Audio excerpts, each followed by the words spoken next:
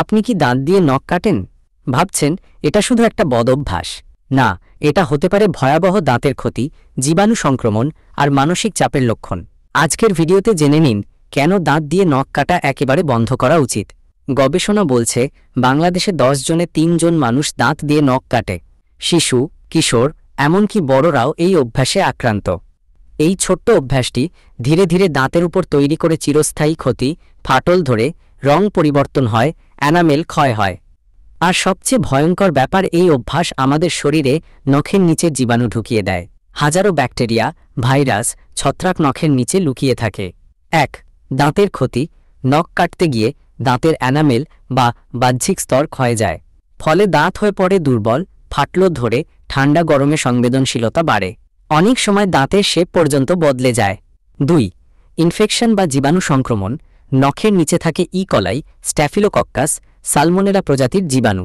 দাঁতের ফাঁক দিয়ে মুখে প্রবেশ করে, ফলে হতে পারে দাঁতের মাড়ির ইনফেকশন, গলার ব্যথা, এমনকি হজমের সমস্যা। 3. পাচনতন্ত্রের প্রভাব। এই জীবাণুগুলো যখন গলার মাধ্যমে পেটে যায়, তখন ডায়রিয়া, বমি, ফুড পয়জনিং বা গ্যাস্ট্রিকের কারণ হতে পারে। 4. মানসিক স্বাস্থ্য।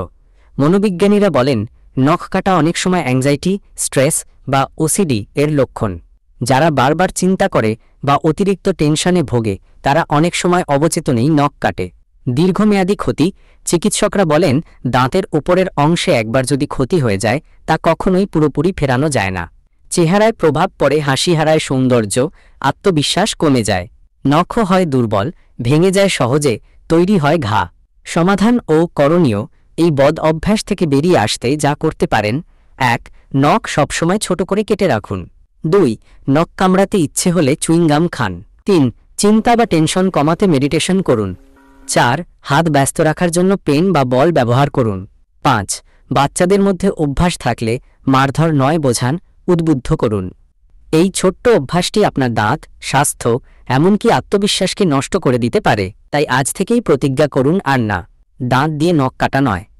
ভিডিওটি ভালো লাগলে লাইক দিন, বন্ধুদের সাথে শেয়ার করুন এবং এমন শিক্ষণীয় ভিডিও পেতে চ্যানেলটি সাবস্ক্রাইব করুন।